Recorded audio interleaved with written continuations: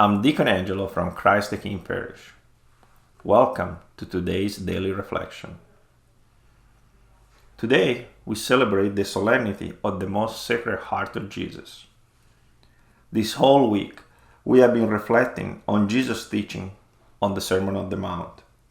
His teaching were all about how to live a Christian life. We learn that it's about imitating Jesus' way of living, to see the world like he does, to think like Jesus, to serve like him, to love the people around us like he does, to pray like he does.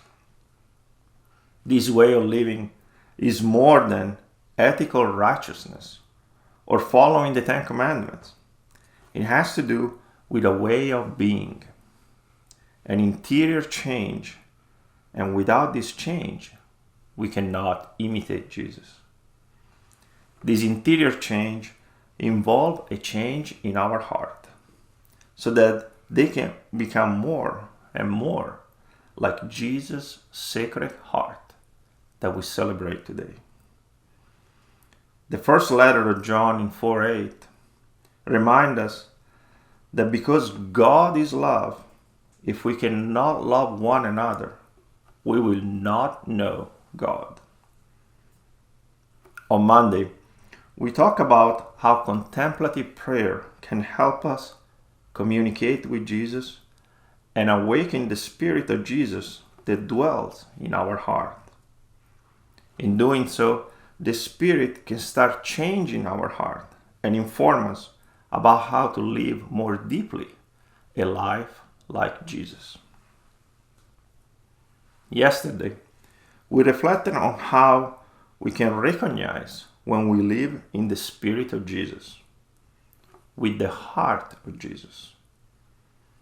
The table at the end of the link provided below help us to dissect and understand our heart during our daily encounters and activities, and celebrate the time when we are able to live with the heart of Jesus and notice the time when we fell short.